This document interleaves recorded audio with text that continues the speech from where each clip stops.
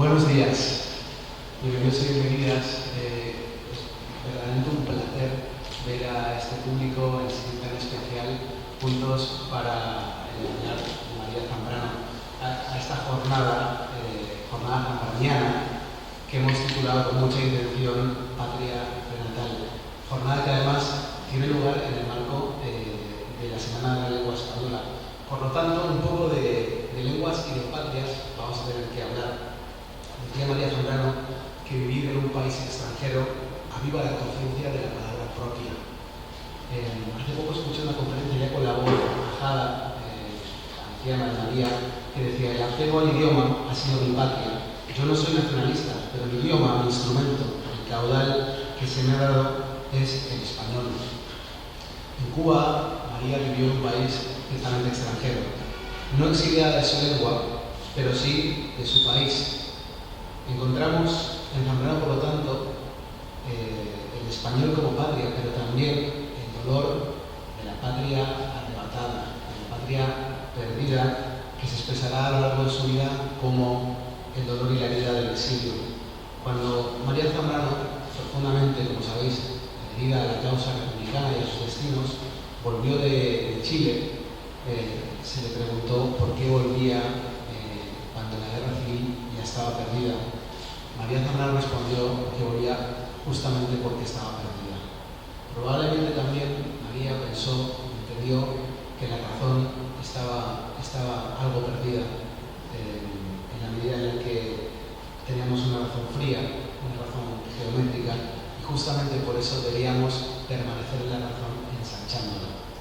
Esa razón que debía ser recuperada desde otro lugar de la razón, que fue su proyecto de la razón poética. La razón poética nacía siempre del delirio del ser y de la insuficiencia de la razón. En esta jornada seguramente escucharemos hablar mucho de ese proyecto, maravilloso delirio que fue ese intento de que la vela de la filosofía diera por los dos lados, por el lado de la razón y por el lado de la poesía, esos dos encuentros tan difíciles que ya nos anunció Platón. No será mi lugar, por supuesto, anunciar semejante empresa.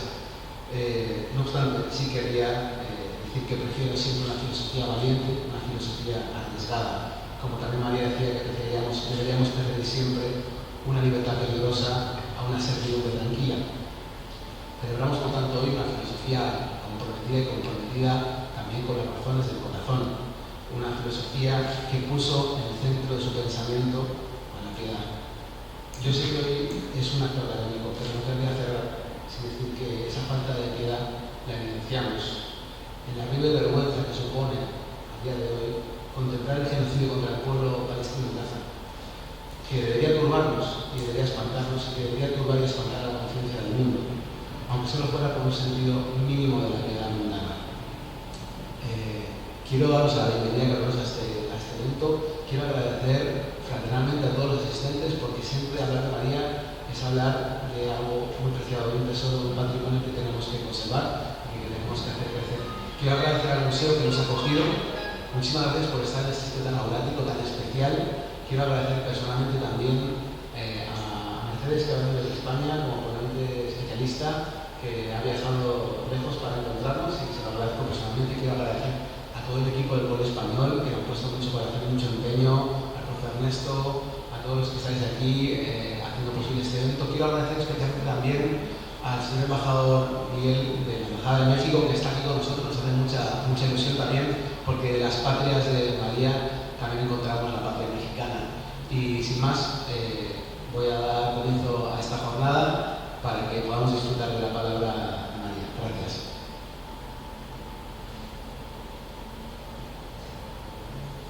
Sí, ahora solucionamos que Mercedes está excesivamente iluminada y no son por sus palabras. Voy a dar la palabra aquí al profesor Ernesto, que nos va a hablar de cómo va a ser la secuencia de las jornadas, y así vamos a hacer. Gracias. Bueno, muy buenos días a todos y todas. Para mí es un inmenso placer estar compartiendo acá y bueno, reitero las bienvenidas a este evento. Muy merecido evento en el 120 aniversario de María Zambrano. y de su inmensa y fecunda trayectoria por Cuba. Vamos a hacer un breve repaso del programa. Primero tendremos una conferencia magistral, El pensamiento vivo de María Zambrano, de la doctora Gómez Blesa. Más tarde tendremos un breve receso, pero primero un intercambio donde pueden expresar sus dudas, inquietudes. Más adelante tendremos el privilegio de tener a la doctora Teresa Díaz Canal con una conferencia magistral titulada ¿Dónde está la cubana secreta? Y por último tendríamos el receso para la comida, para el almuerzo, que eso así finalizaríamos la jornada de la mañana. Más adelante tendríamos un grupo de comunicaciones que se van a extender desde las 3 de la tarde hasta las 4:30 para pasar a otro receso, donde tendrán oportunidad igual tenemos oportunidad de intercambiar ideas, opiniones, inquietudes. Y por último entonces cerraría la doctora Ivette Fuentes de la Paz, también un privilegio contar con su presencia, con la conferencia Amistad Verdadera, José de Samalima y María Zambrano. Entonces, bueno, voy a tener el privilegio de presentar a la doctora Mercedes Gómez Blesa.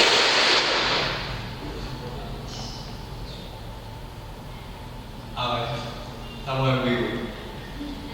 Bueno, voy a tener el privilegio de presentar a la doctora Gómez Blesa. La doctora Gómez Blesa es doctora en filosofía por la Universidad Complutense de Madrid, es catedrática de filosofía en el Instituto Mariano Quintanilla de Segovia, también miembro de la Fundación María Zambrano. Sus investigaciones han estado dirigidas hacia el pensamiento español contemporáneo, con especial énfasis en la obra de las intelectuales de la Edad de Plata de la literatura española y la Segunda República. Bueno, para nosotros nuevamente repetir que es un gran privilegio contar con su presencia y con sin más le entregamos toda la palabra a la doctora Gómez. Muchísimas gracias, Ernesto, Ravela, por supuestísimo. Quiero agradecer a toda la organización, especialmente a Federico Severino, director del Centro Educativo Español en La Habana, que es una suerte contar con él. Yo sé que La Habana se va a beneficiar de toda su actividad intelectual y todo su empeño por tener una comunicación entre España y Cuba.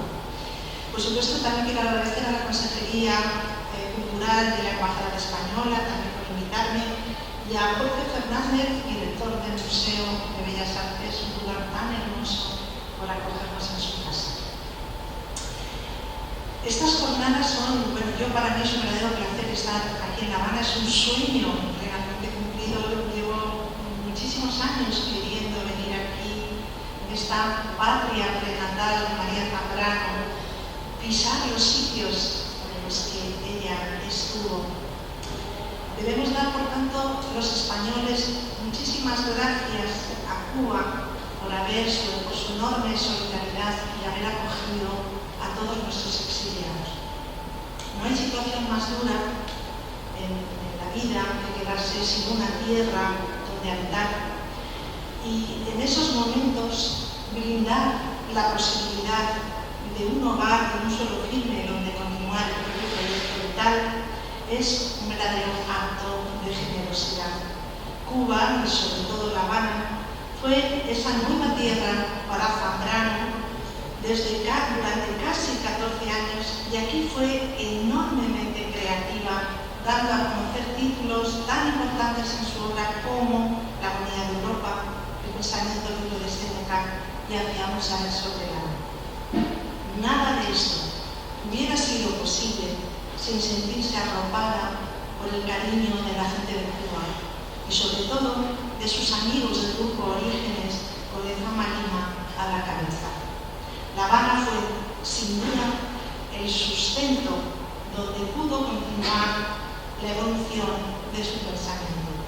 Recordemos las palabras de la pensadora en relación con esta preciosa isla.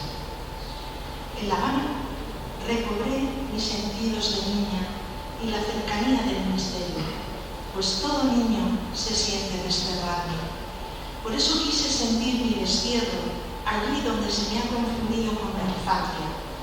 Gracias por tenerme presente, por no sentirme lejos de mi perdida, por saberme de ustedes en modo muy cercano.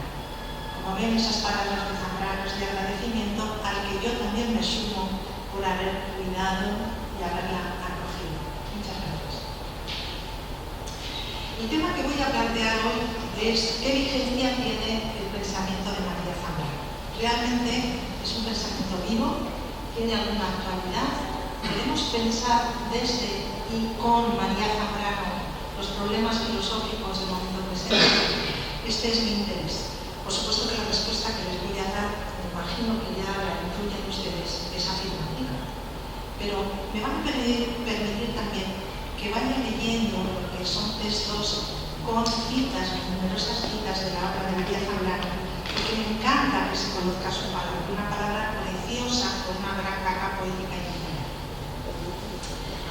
¿Qué aspectos de la filosofía de Zambrano nos invitan a pensar el momento presente? ¿Sigue vivo el pensamiento de Zambrano? Por supuesto que sí. Volvemos a ella cuando nos encontramos siempre en un callejón sin salida, cuando andamos buscando una solución para nuestros problemas vitales o históricos. La aproximación a su filosofía no se hace, en muchos casos, desde un punto de vista académico y teórico, como forenses de un cadáver, sino desde un punto de vista existencial, como seres humanos desvalidos, vulnerables, en busca de un remedio a nuestros males. Con Zambrano nos pasa lo que le pasaba a ella misma con el viejo Séneca. Se recurre al maestro, en este caso a la maestra, cuando se padece una crisis histórica o personal en busca de un buen consejo que nos ayude a disipar las dudas del propio camino. Zambrano es la nueva Séneca. Es ese pensamiento vivo al que volvemos para encontrarnos. Y eso es lo que le da precisamente su grandeza y su vigencia. Hay muchos Zambranos dentro de Zambrano. Podría señalar muchos aspectos de su teoría que nos permitirían pensar con María Zambrano o desde María Zambrano sobre el momento presente. Voy a ir apuntando solamente 3 aspectos, de los que solo desarrollaré en este texto el último. En primer lugar, uno de los conceptos que podemos rescatar de esta autora para reflexionar sobre el momento de ahora es el concepto de crisis, desarrollado en la Avenida de Europa, obra gestada aquí en Cuba y dada a conocer en un ciclo de conferencias celebrado en el Instituto de Altos Estudios de La Habana en 1941. Como ya señaló Eduardo Subirats, Zambrano desarrolla explícitamente una filosofía de la crisis que para la pensadora trasciende las circunstancias políticas y económicas y apunta siempre hacia una dimensión existencial y ética que impide el desenvolvimiento de la persona como sujeto moral. Con estas palabras define una crisis.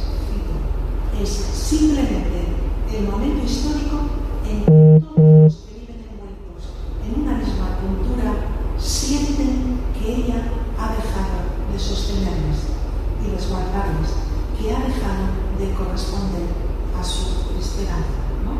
Es una cultura que ya no tiene promesas, que no cumple las promesas.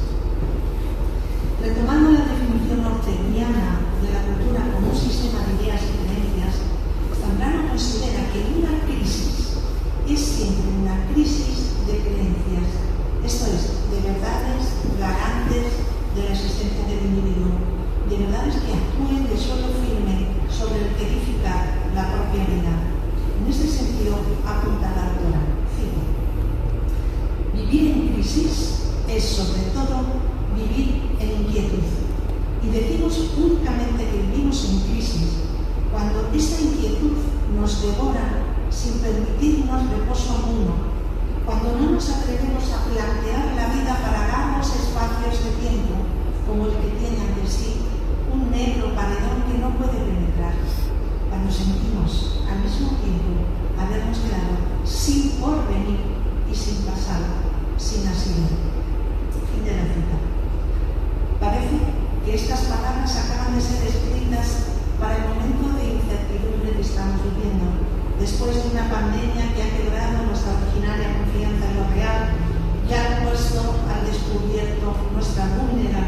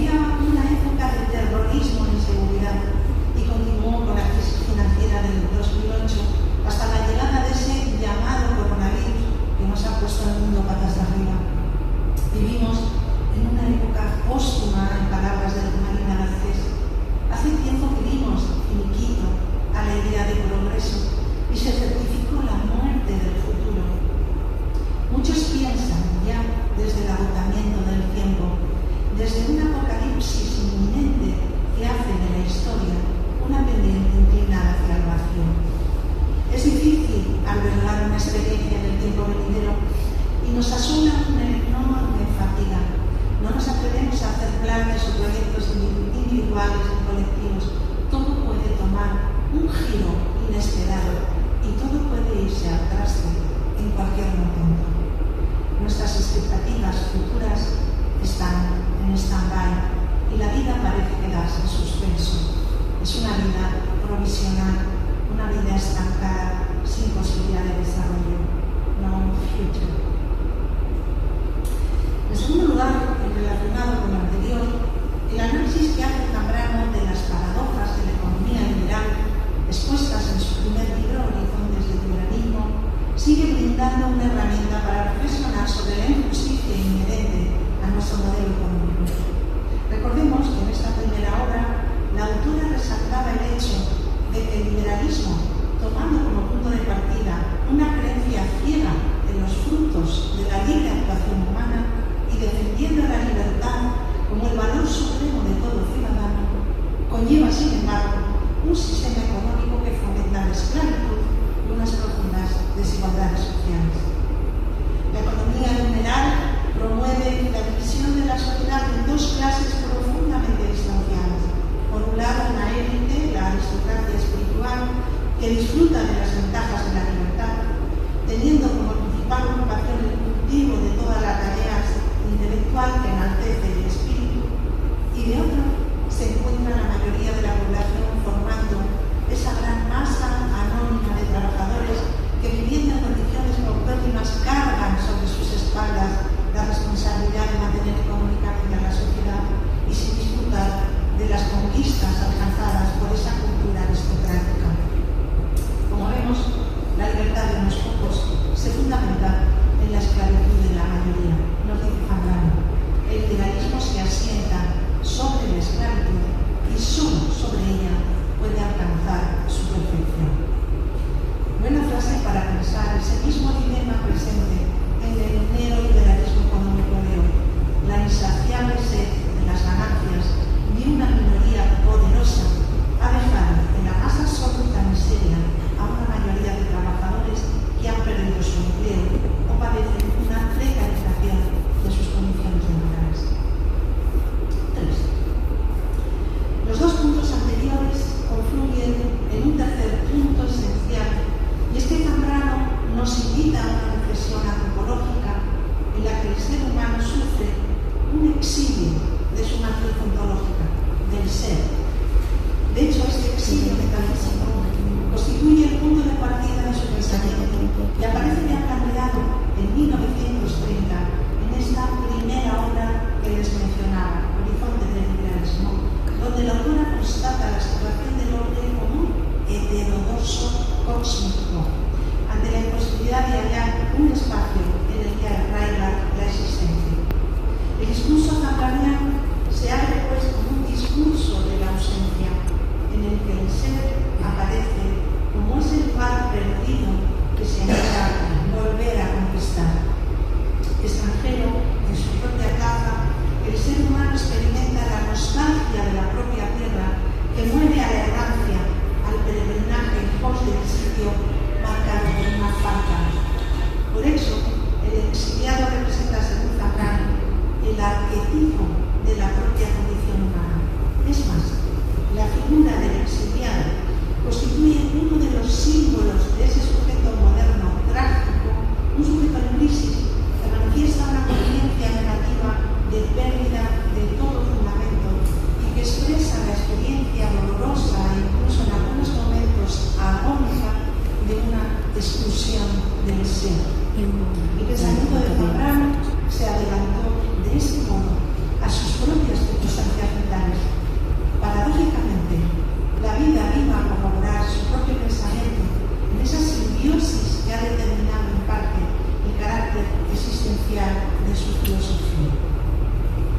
Zambrano, pues, pone el foco de atención sobre la cuestión del exilio como una de las categorías esenciales que nos permiten comprender nuestra modernidad y más aún toda nuestra tradición greco-judío-cristiana, una tradición que se inicia con la expulsión del paraíso de Adán y Eva y está marcada por éxodos y peregrinajes como la diáspora judía, es continuada en el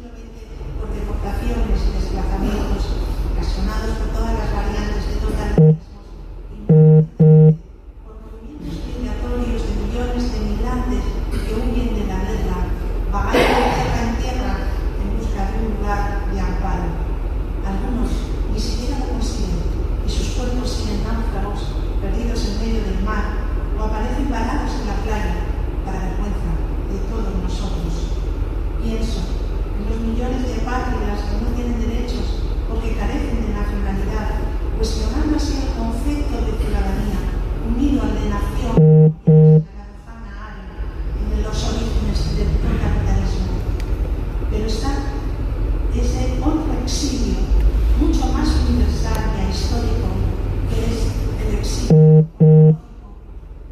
exilio que padecen todos los seres humanos, el exilio de un yo que no tiene posibilidad del retorno, porque la existencia se define como un perpetuo estar fuera del propio ser. En este sentido apuntan las palabras de un filósofo francés recientemente desaparecido, Jean-Luc Nancy, que dice en su obra Resistencia exiliada, dice así: parece pues como si hubiera una especie de exilio constitutivo de la existencia moderna y que el concepto constitutivo de esta existencia fuera el mismo concepto de un exilio fundamental, un estar fuera de, un haber salido de.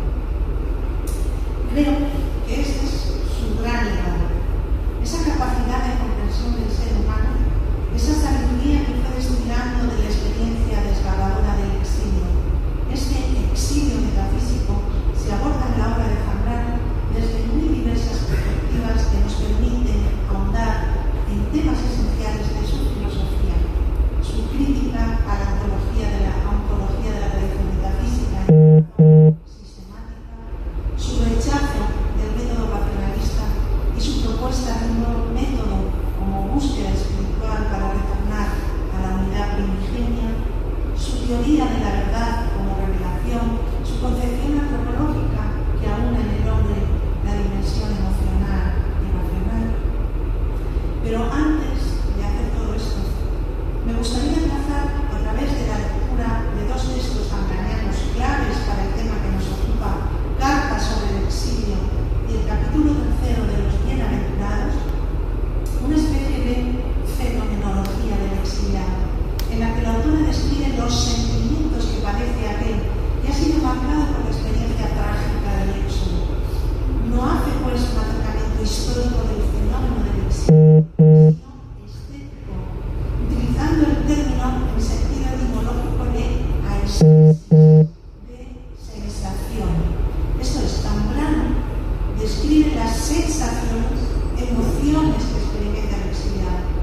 Esto nos remite a la firme convicción zambraniana, heredada de Unamuno, de que la verdadera historia de un pueblo no se descubre analizando el nivel superficial de los hechos, sino adentrándose en un nivel más profundo que ella llamaba la historia esencial, determinada por la psicología del pueblo, es decir, el conjunto de pasiones y sentimientos que actúan del verdadero motor de la historia.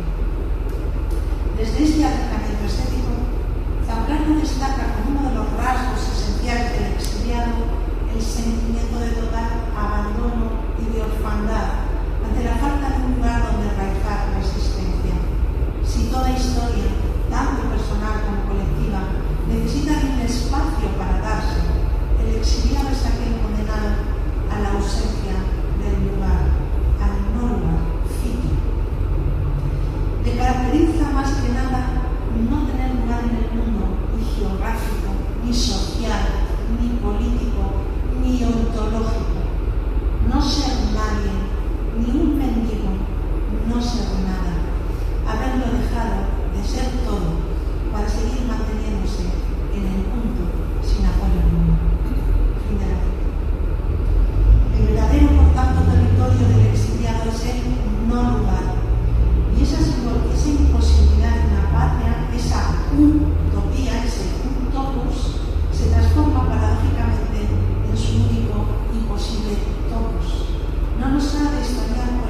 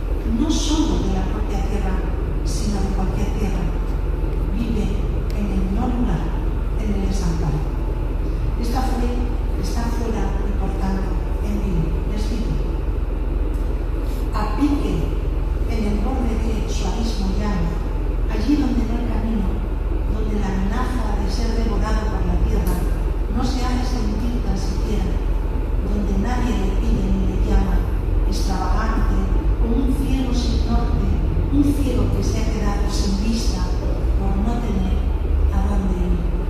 El exiliado constituye pues como un equipo, alguien errante, una conciencia dolorosa de la negación, de la imposibilidad de vivir, pero también de la imposibilidad de morir.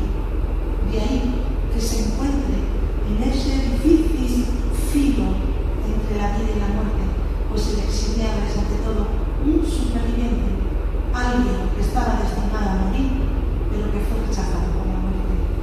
Le dejaron con vida, sí, pero, os cito palabras de Zambrano, tan solo y hundido en sí mismo y ampara la intemperie, como uno que está naciendo y muriendo al mismo tiempo mientras siga la vida que le dejaron sin que él tuviera culpa de ello, toda la vida y el mundo, pero sin lugar en él, habiendo de vivir sin poder acabar de estar.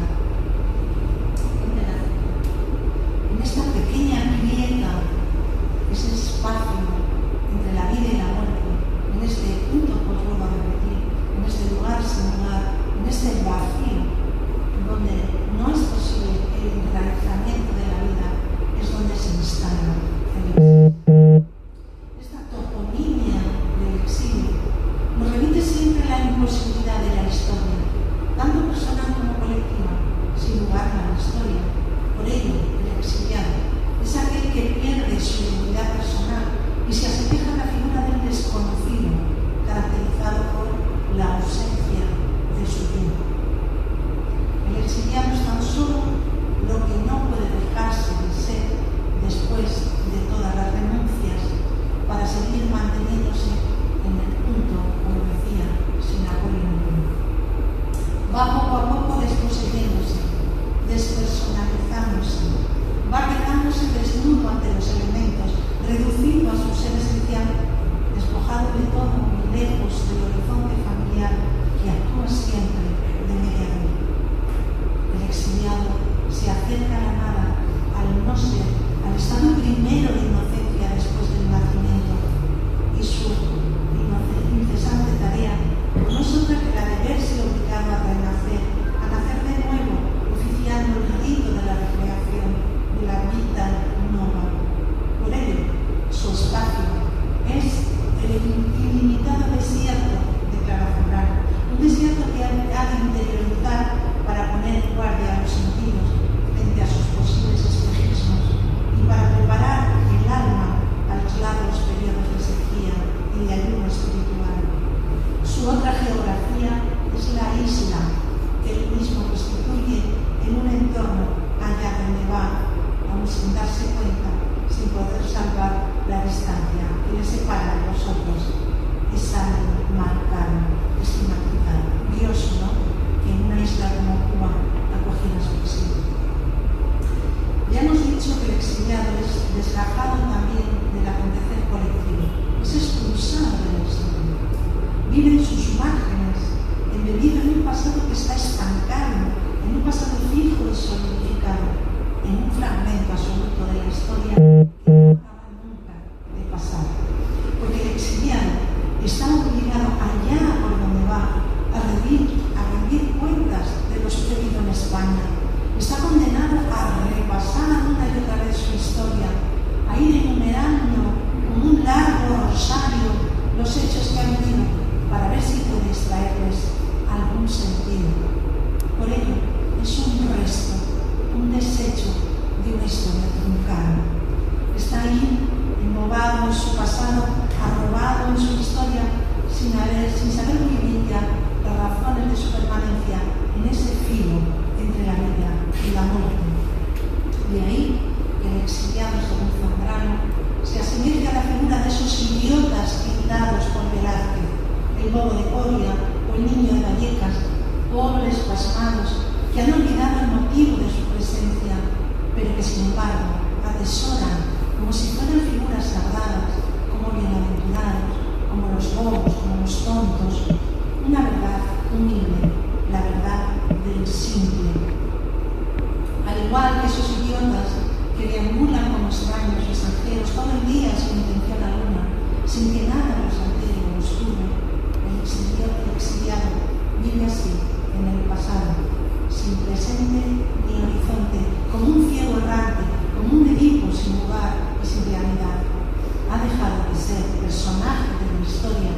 para devenir en criatura de la verdad. Pues el exiliado permanece en un rincón zambrano para ser visto. Su visión es ser objeto de la mirada. Él es, ante todo, objeto de visión, pues su sola imagen da cuenta de una historia apócrifa, de una historia olvidada que se quiere sepultar. Por ello su presencia resulta molesta, es un estorbo, alguien que incomoda por lo que revela, pues nos da cuenta de la existencia de otra España, distinta de la oficial de la península de la España franquista, y una España que no tiene ya lugar ni presente en la España republicana. La figura del exiliado actúa pues de contradiscurso que deslegitima el discurso de la España oficial franquista, y una España que paradójicamente tiene lugar, tenía presente, pero no tenía pasado, pues su pasado seguía estancado en el no lugar del exilio. Las mejores personas intelectuales, ¿no?, vivieron y se marcharon del país. Esta es la extraña dialéctica entre el exiliado y su otro, el español de la península. El primero tenía pasado sin presente, mientras que el segundo estaba condenado a un presente sin pasado. En ambos casos se hacía imposible la fluidez histórica. Es decir, los que en la patria quedaron crecieron, siguen dentro de su sueño, con la realidad, sí, mas una realidad que se les presenta como soñada por desprendida de su ayer, por encerrada en sí misma, por privada de horizonte sin reino. La verdadera misión del exiliado nos toca, por tanto, que la de constituirse en una conciencia lúcida de la historia que adviene después de haber descendido a las catacumbas, los infiernos de la historia, después de haberse liberado del dolor y de toda pasión, ya lejos definitivamente de su tierra, en esa quietud y sosiego que aparece después del llanto, en esa tranquilidad que llega cuando ya se sabe todo lo perdido y no hay motivo para seguir alimentando la esperanza, ni por tanto tampoco la desesperanza. En ese estado es cuando se descubre por revelación la verdadera patria, se desentraña su esencia. Nos dice, el exilio es el lugar privilegiado para que la patria se descubra. Esta especial revelación del exiliado es fruto de un específico estado de lucidez que aparece no por un denodado esfuerzo intelectual, sino por una consumación total de una experiencia al límite del sufrimiento de la vida. Dicha conciencia, pues, se identifica con lo que nuestra autora denomina saber de experiencia, es decir, un saber que solo se alcanza a través del padecimiento de una experiencia dolorosa, un saber trágico que remite inevitablemente a ese saber padeciendo del que hablaba Sófocles, a la revelación que alcanza el protagonista de toda tragedia griega como recompensa de su dolor. Recordemos, por ejemplo, Edipo, Antígona. Zambrano denomina también a este tipo de sabiduría con los términos de razón germinativa o verdad viviente, una razón o conciencia que la propia vida va destilando a través del alambique de la angustia y que está más emparentada con el delirio, con esa revelación de las entrañas que con la claridad cartesiana. Razón vivificante que supieron mantener los exiliados intelectuales españoles con su experiencia de la historia, experiencia que desvela, según Zambrano, el verdadero sentido oculto bajo una historia apócrifa. Les leo. Tal parece por instantes que hayamos sido lanzados de España para que seamos su conciencia, para que derramados por el mundo hayamos de ir respondiendo de ella, por ella, ánimas del purgatorio, pues hemos descendido solos a los infiernos, algunos inexplorados de su historia, para rescatar de ellos lo rescatable, lo irrenunciable, para ir extrayendo de esa historia sumergida una cierta continuidad. Somos memoria que rescata. La memoria será el único sustento del no lugar del exilio, pues ese no lugar se convierte en el espacio de la verdad, de la lucidez,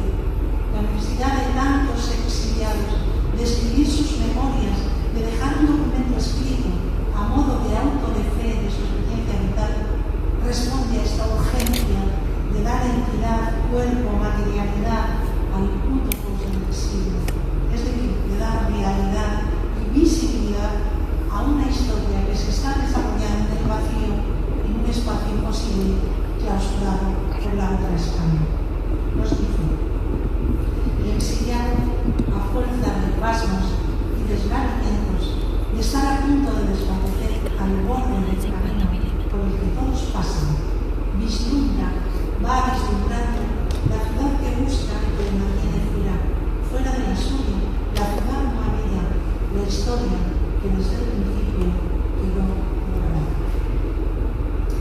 Solo la verdad que el exiliado ofrece como única prenda que ha sabido atesorar en su memoria puede, según nuestra autora, desatar el nudo trágico de la guerra civil, puede, con su palabra diáfana, exenta ya de toda pasión, con ese sentido oculto de los hechos que él nos ofrece como fruto de su experiencia, dar continuidad a la historia y superar definitivamente la tragedia de la guerra.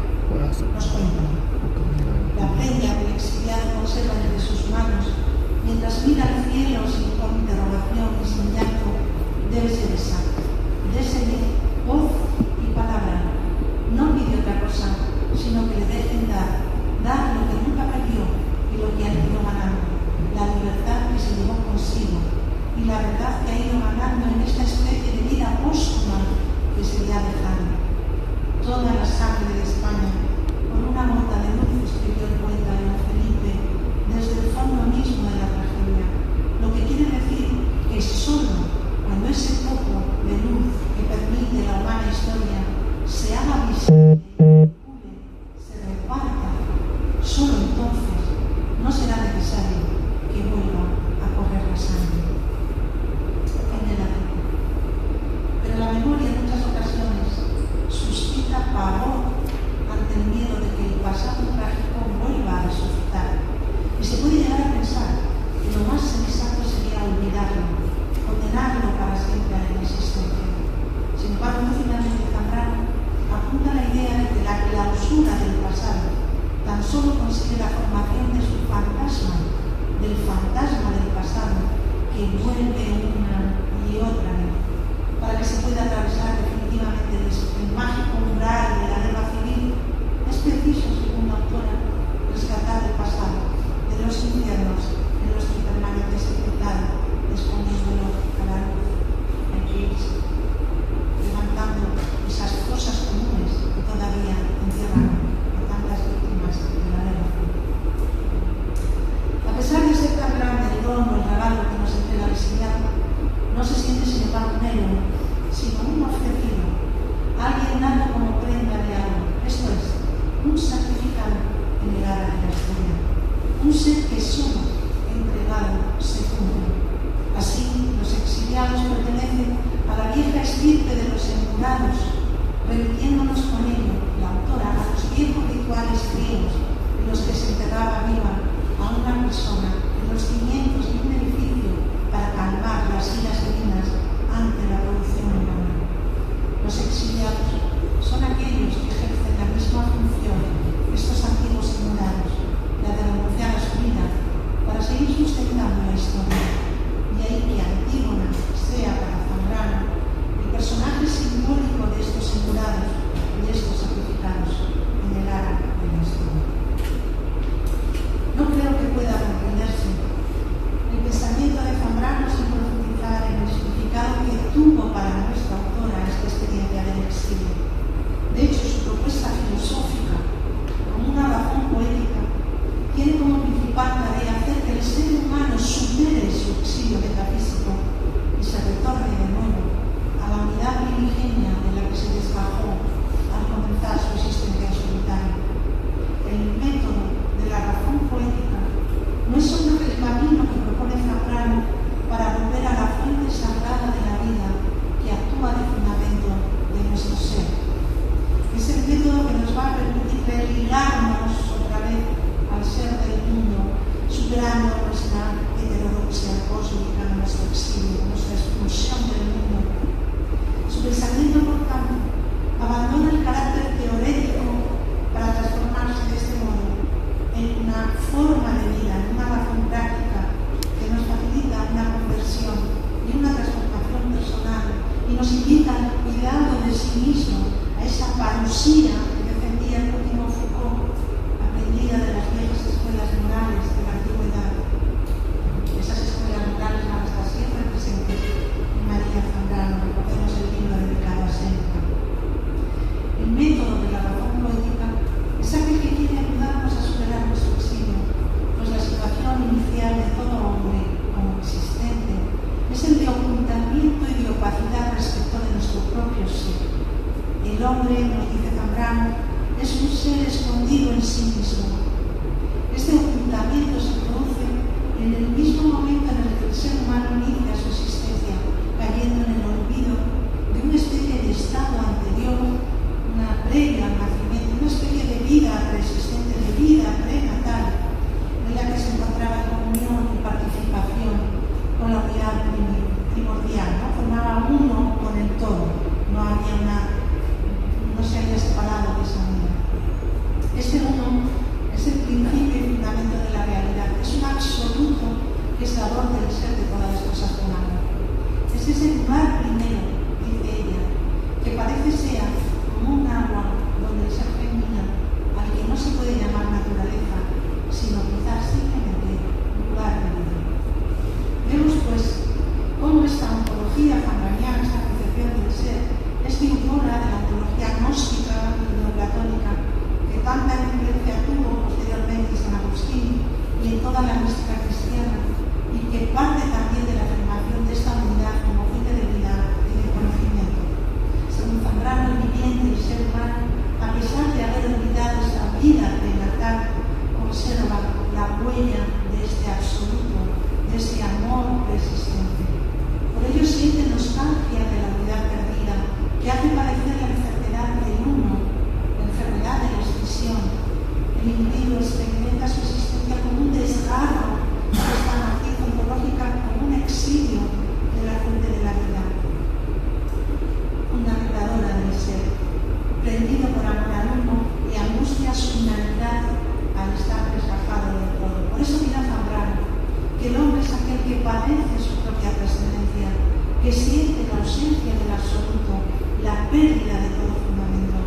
Y será este sentimiento de pérdida el que nos hace peregrinos en busca de un lugar marcado por la ausencia. El amor, en tanto sentido originario del fondo sagrado de lo real, según Zambrano, nos combina a atender la llamada de nuestro ser esencial que clama por salir de su ocultación. El despertar es la reiteración del nacer en el amor persistente, nos dice Zambrano.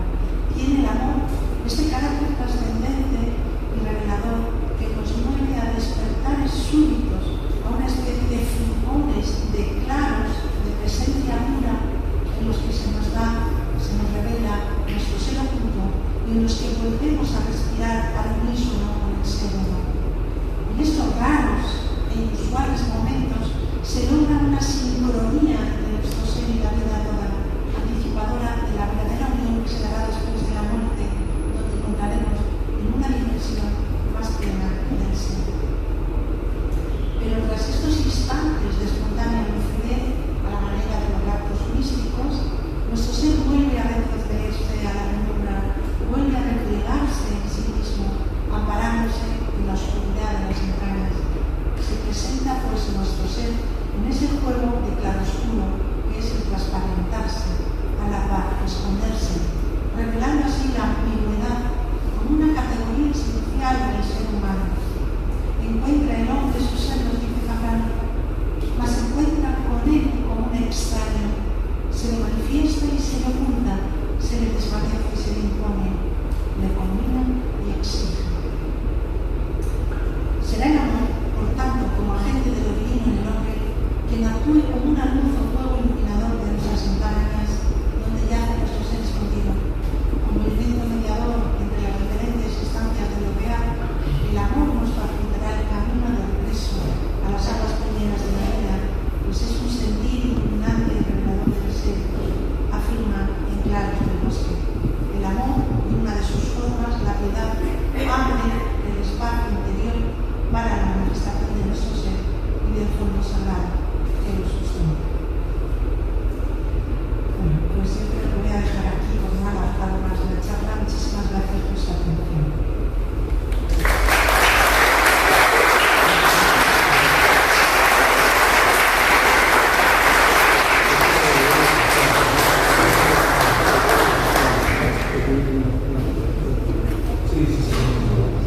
Bueno, ha sido un verdadero deleite escuchar la voz de Zambrano en la voz de la doctora Ego Membresa.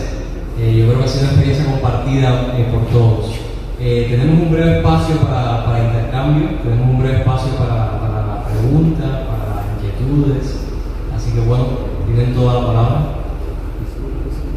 Bueno, yo me hago el privilegio siempre de estar en la mesa, de hacer una pregunta. Me ha conmovido mucho el tratamiento del concepto del exilio de María Zambrano, ese doble exilio, el metafísico, pero también cómo expresaba yo en la cuestión de la segunda piel en la que se convierte el exilio de su padre arrebatado de María, hasta el punto que me recuerdo una anécdota que comentaba ella sobre eso a España, era que ella se negó, o se impidió a sí misma nunca volver al Museo del Prado, porque ella vivió el hacinamiento de las obras de arte del museo y ese concepto de exilio como un eterno retorno, un fragmento de la historia, buscando revivirla para buscar un sentido, entiendo mejor porque en ese fragmento ya nunca quiso poner pie, nunca volver a poner pie en el Museo del Prado.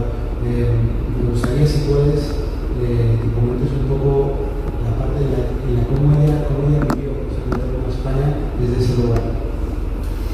Bueno, pues des en cuenta que estuvo exiliado del 39 hasta el 84, o sea, 45 años. Cuando una persona de 45 años alejada de su país, el mayor miedo que tiene esa persona es sentirse exiliada en su propio país.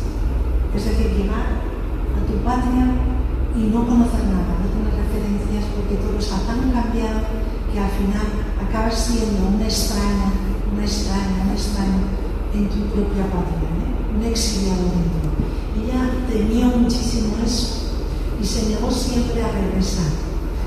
Si regresó fue porque estaban en unas condiciones físicas y económicas tan deleznables, tan paupérrimas, que se vio obligada a venir. Estaba ya casi ciega, no tenía dinero para operarse de cataratas, estaba muy sola, había muerto ya su hermana Araceli, le cuidaba un primo hermano, Mariano, una persona con una cierta discapacidad psíquica que le ayudaba, no era su ayudante, pero se sentía también, pues eso, con una situación muy dura, muy difícil. Sus amigos le prepararon el camino para un retorno lo más cómodo posible. Le pusieron el gobierno español, el socialista González, le pusieron justamente un piso enfrente del Retiro, ¿no? Que era el sitio donde ella también había vivido de joven, y bueno, arropada por toda esa joven generación que vio en ella una maestra,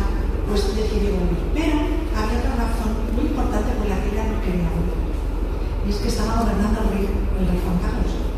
El rey Juan Carlos era un Borbón, era el nieto de Alfonso XIII. Ella había estado 45 años por expulsar, ¿no? Ya consiguieron toda su generación expulsar a Alfonso XIII. Entonces le daba rabia volver a España cuando estaba un monarca. Y decía, entonces, estoy 45 años exiliada, pero expulsar la monarquía y ahora resulta que a la vuelta de 45 años toda la lucha que habíamos conseguido no ha servido de nada y volvemos de nuevo a la monarquía. Ella no quería, como buena cabezona, no quería romper, no dar su brazo a torcer. De hecho, les voy a contar una anécdota. Cuando recibió la máxima, el mayor premio que hay de las letras españolas, que es el premio Cervantes, que aquí Dulce María Loinaz también lo ha recibido, ¿no? La única cubana que lo tiene también, la segunda mujer que lo recibió. Bueno, pues María Zambrano fue la primera, y entonces estaba ya en Nueva York. Y entonces ella se negó a recoger el premio y saludar al rey. Entonces, ¿qué hizo el rey? Pues el rey dijo, bueno, pues si Mahoma ganó la montaña habrá Mahoma. Entonces, es la única vez que el rey ha entregado el premio en la casa del premiado. Y cuando fue a entregarle el premio delante de todas las cámaras, le dijo, me alegro mucho, porque es usted un rey muy republicano. O sea, que también había esa contradicción histórica.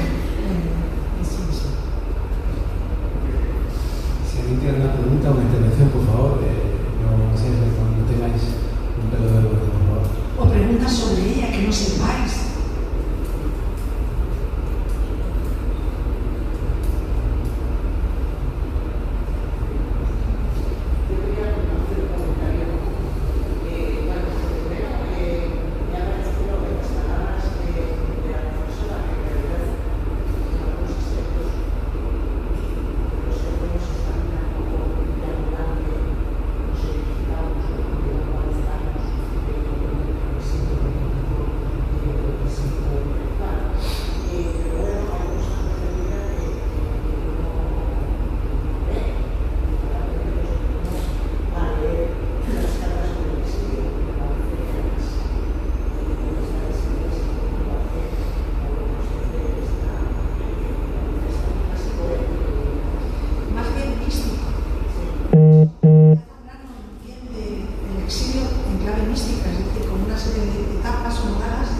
de vaciamiento interior que hay que ir haciendo hasta llegar a quedarte desnudo en los elementos más esenciales. Es decir, el proceso que va llevando el exiliado es un proceso de vaciamiento, te vas quitando capas, te vas quitando cosas superfluas hasta quedarte con lo esencial, vivir en lo esencial. Te quedas sin casa, sin familiares, sin trabajo, sin lectores, sin libros, te quedas sin nada. Aprender a vivir en ese vacío es una verdadera experiencia vital. Y entonces es la misma experiencia vital que lleva a cabo todo místico. Un místico parte de un vaciamiento interior para llegar al encuentro con Dios. No ser nada para llevarlo a serlo todo, no necesitar de nada para poder vivir con cierta paz. Daos cuenta que una de las primeras fases que sufren los exiliados es ¿hasta cuándo? ¿Hasta cuándo voy a estar aquí? ¿Cuándo voy a regresar? Llegan, se atormentan, empiezan a comentar. Una de las conversaciones más potentes que tenían era la provisionalidad de la existencia. ¿Hasta cuándo vamos a estar aquí? Entonces llega un momento en que ven que hay un reconocimiento del sistema franquista en los años 50 por parte de Estados Unidos y se da cuenta María Zambrano y muchos exiliados que Franco va a permanecer mucho tiempo en el poder. Ahí se rompe la esperanza del retorno, del regreso, y ya se dan cuenta que su destino histórico es la errancia. Ser siempre gente que va a estar deambulando de un país a otro. Y eso es aceptar tu destino. Bueno, esto es lo que me ha tocado vivir, sé que ya no voy a poder regresar a la patria, no tengo ya esa esperanza, por tanto tampoco tengo la desesperanza, porque no espero nada. Lo único que espero es sobrevivir de la mejor manera posible y ya está, no espero nada más. Este exilio histórico, biográfico, influyó mucho en su pensamiento. Yo no he querido contar esto porque es meter en camisas de enfermedades filosóficas y no quería aburrir al personal. Pero María Zambrano también, en los últimos libros, lo he editado, hecho la edición crítica de Claros del Bosque en las obras completas y en cátedra. María Zambrano se da cuenta que ella también se va despojando de razones, de argumentos. Al final, ella piensa que el verdadero filósofo, la verdad, no se encuentra con un esfuerzo racional, sino realmente es fruto de una sabiduría que se adquiere en la vida. O sea, ella contrapone el conocimiento filosófico frente a la sabiduría. La sabiduría, la verdadera sabiduría, el verdadero pensador, el filósofo, no es el académico que controla mucho de filosofía, que sabe muchas teorías filosóficas, sino es el que adquiere una sabiduría de la vida, porque la vida te ha llevado a un límite, a unos límites, no a un sufrimiento que te hace salir. Y esa sabiduría, además, es una sabiduría experiencial, basada en la experiencia, no en razones teóricas. Por eso su razón poética, al final, sus obras, son obras que solamente entienden aquellos que han pasado o han experimentado una sensación parecida. Son obras, yo digo que son aquellos para iniciados, porque tienen este hermetismo, no hay una referencia claramente teórica en ellos, sino que está basada sobre todo en una experiencia espiritual. Cuando llegas a un límite, ¿no? La vida te pone frente a un límite, a una dificultad que solamente soportando con entereza, ¿no? Con fuerza, puedes llegar a superar. María Zambrano, por tanto, considera que se tiene que despojar también de razones. Ya en Claros del Bosque únicamente escribe pequeños fragmentos, casi como delirios, donde no da razones de lo que dice. Si tú lo que digo no me lo entiendes, es que no estás en la misma onda que yo y nunca me vas a entender. ¿Me entendés? O sea, nos invita a llevar una experiencia espiritual, una búsqueda espiritual con ella, de desasimiento, como lleva el místico, para vivir, para quedarte en lo esencial. Y cuando consigues despojarte de todos los personajes, de todo lo superfluo en tu vida, cuando vives en la nada, es cuando aflora tu verdadero ser. Llegas a descubrir verdaderamente quién eres, porque te has quitado todo lo que te sobra, lo anecdótico, lo superfluo de tu vida.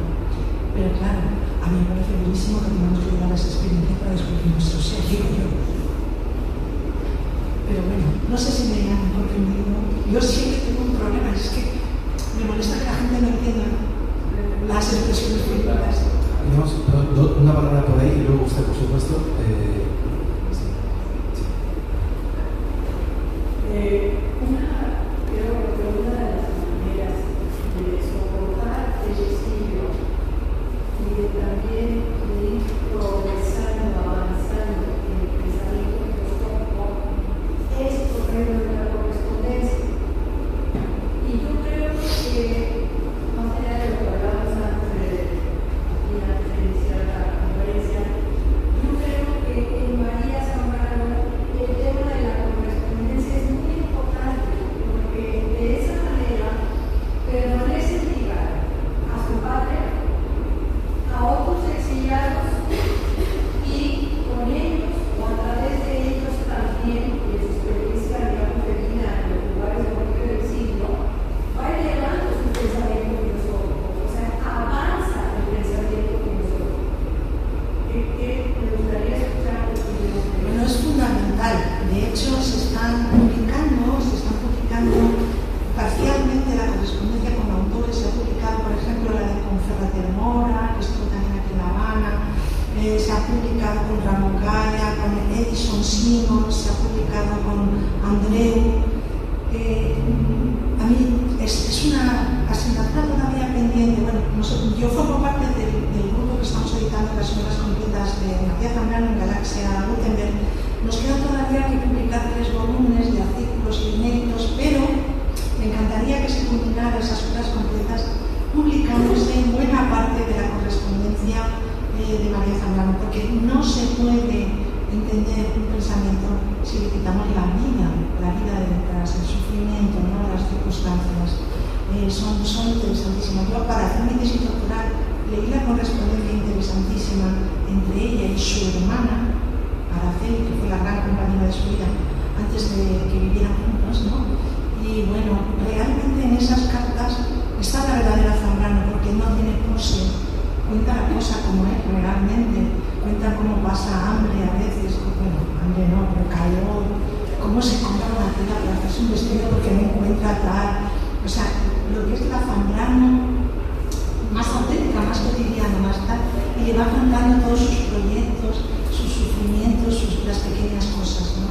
Realmente para hacer una biografía de Zambrano habría que publicar todo eso, y es fundamental, porque además esas correspondencias crean redes, largos, por supuestísimo, de un continente a otro, de un lugar a otro, y es lo que la correspondencia, las cartas, es lo que le mantenía en contacto con muchísima gente, tanto en Europa como en América.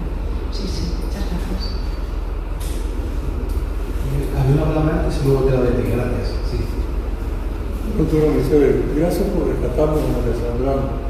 Gracias por venir de tan lejos a traernos a alguien que no es solamente de vosotros, sino que también es de Cuba.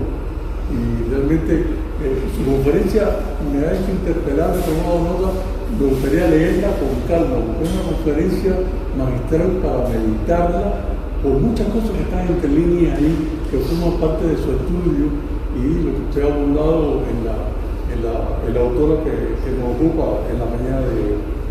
Usted habló de inquietud, usted habló también del concepto de crisis, también me puso en crisis también para construir mi crisis personal también, social, en mi pueblo, que me toca vivir y vivo, porque deseo vivir aquí. Y usted ha hablado también de 2 aspectos interesantes que son los que quiero tocar ahora con usted y saber su opinión. El exilio real, físico, si usted se quiere decirlo, y el exilio ontológico también, que va un poco de una manera pegados. Heidegger se refirió a eso en alguna ocasión. Subir también se refirió a eso en alguna ocasión. Decía que el hombre no podía estar situado, no podía estar arrojado afuera en el exilio, sino que tenía que estar instalado en la realidad. Para estar instalado en la realidad hay que tener el concepto de un hombre que ante todo no es un ser que no es nada, siempre es algo, porque el hombre en esencia es proyecto y es también esperanza. Y mientras el hombre conserve su esencia como proyecto y como esperanza, entonces no es nada, es todo. lo que se puede aspirar en la vida. Pero bueno, eso quisiera yo aspirar a la edad que tengo y que me ha tocado vivir en mi país, para el orgullo mío, ¿no? Y quisiera saber su opinión acerca de cómo María Zambrano pudo concatenar ese exilio arrojado fuera y al mismo tiempo convertirse ella misma en proyecto y esperanza que le posibilitó emigrar a su país natal, increíble, emigrar a su país natal, que es contrasentido, para poder rescatar sus soliduros valores y transmitirlos también para América. Solamente eso. Muchísimas gracias por esa pregunta tan interesante. Bueno, María Zambrano, a pesar de no tener patria, vivir en condiciones verdaderamente difíciles, pues nunca perdió la esperanza. Pero no era una esperanza tanto de volver a la patria, sino que era una esperanza en la humanidad. Ella nunca perdió esa esperanza en que el hombre, el ser humano, podía llegar a tener algún proyecto colectivo que nos salvara de la crisis. De hecho, hay un libro muy interesante que se llama Persona y Democracia, y ella, el hecho de haber conocido el término de la Segunda Guerra Mundial, ¿no?, y ver que se había resuelto, ¿no?, y se habían acusado de todo el genocidio nazi que hubo en Europa, pues ella pensó que la llegada de la democracia era el único proyecto posible. Incluso ella llegaba a definir la democracia como el único sistema donde es posible ser persona. Ella vivió con esa esperanza. Ella vivió con la esperanza de que se acabaran todo tipo de dictaduras o todo tipo de totalitarismos que negaban la posibilidad del ser humano, ¿no?, de vivir con dignidad, ¿no? Por eso utilizaba la persona en el sentido kantiano, ¿no?, en el sentido de Kant, el imperativo categórico, ¿no?, de tratar al otro como un ser digno con dignidad, ¿no?, tratar a ti mismo y al otro como un ser humano, como un fin en sí mismo y no como un medio. En ese sentido, María Zambrano siempre tuvo esa esperanza de que el momento oscuro, de que la noche oscura de Europa iba a salir adelante, y el hecho de conocer que en todos los países, buena parte de los países europeos, se impuso una democracia a pesar del franquismo o de la dictadura en España, pues abrió la esperanza de que España, al estar rodeada de países que habían superado ese estado, ¿no?, totalitario y habían llegado a la democracia y habían conocido el desarrollo y el progreso, pues que a lo mejor también se abría una esperanza también para España. Muy bien, sí.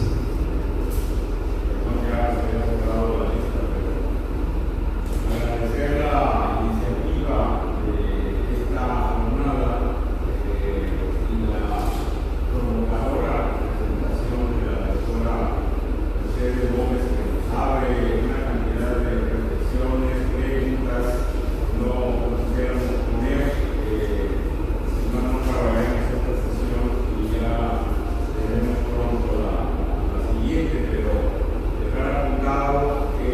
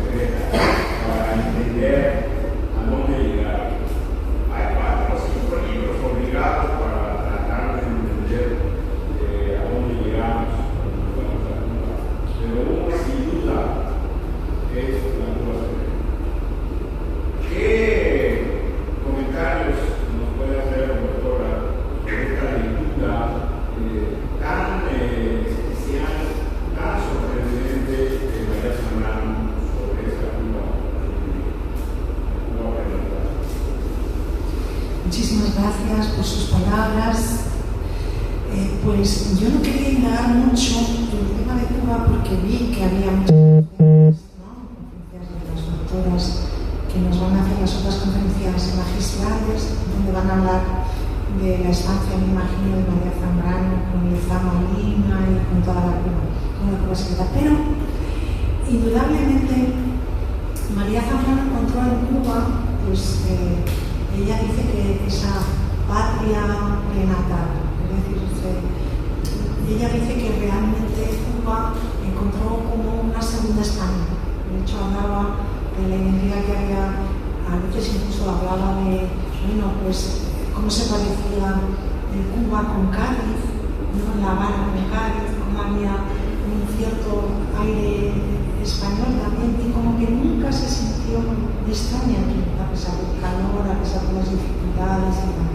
Entonces, bueno, María Zambrano experimentó en esta isla pues la primera etapa de ese vaciamiento, de ese desbrozamiento interior, en la que se sintió realmente muy querida y muy acompañada, porque entroncó muchísimo con la forma de escribir y con las ideas de Lezama Lima. Lezama Lima le brindó una correspondencia intelectual muy interesante. Los dos tenían esas inquietudes órficas, ¿no? Una órfico-pedagógica y otra órfico-teológica, pero que encontraron un diálogo mutuo, una influencia mutua que le permitió seguir indagando, por ejemplo, en toda la filosofía de las religiones que a ella tanto le interesó. Sobre todo, yo creo y estoy convencida que María Zambrano aquí en Cuba gestó su gran obra que se llama El hombre y lo divino, porque Cuba le mostró el interés por el misterio. Ella lo cuenta por lo sagrado, por aquello que no puede ser dicho a través de los conceptos racionales, pero hay algo como lo luminoso, la vitalidad, esa fuerza de la vida que está por encima de todo, incluso de la mayor desesperanza, de la mayor pobreza, y que sigue brillando. Es un poco como en la voluntad de poder de Nietzsche o en el ámbito de Garçon, pues María Zambrano encontró también en esta vitalidad cubana como una especie de fuerza que tiene la vida para seguir siendo vida, ¿no? Ese ímpetu vital, ese misterio, esa fuerza de la vida, ese origen, ¿no? Esa gran fuerza de la vida, de donde surge lo real, pues de donde surge todo el ser, pues se le descubrió de una manera muy, muy clara en la Cuba, en Cuba, ¿no? Ese secreto, ese misterio, esa reverencia a lo misterioso, esa vitalidad a pesar de los pesares. Y yo creo que, de hecho, escribí aquí para una historia de la piedad, que es el núcleo del hombre y lo divino, de esa obra magistral, donde nos cuenta la relación del hombre con lo misterioso, con lo luminoso, con lo otro de sí, ¿no? Primero son el Dios desconocido, luego los dioses, luego el Dios cristiano, etcétera, etcétera. Pero ella percibió ese misterio, ¿no? Esa cercanía de lo sagrado, esa cercanía de una religión africana, de una religión, ¿no? De hecho, aquí en Cuba también habló de la metáfora del corazón, de esa sensación de las vísceras, del sacrificio, de esas religiones, ¿no? Africanas, animistas, que hablan de las entrañas. Yo creo que fue su gran descubrimiento. Muchísimas gracias por cerrar aquí esta primera conferencia. No sé antes decir que para mí ha sido, yo siempre suelo pecar de entusiasmo, pero yo lo he disfrutado muchísimo. Espero que vosotras también lo hayáis hecho. Agradecer una vez más a Mercedes, ha sido un placer poder escucharla y poder escucharos a vosotros. Damos paso ahora a un receso para que podamos tomar café y seguir compartiendo, y nos vemos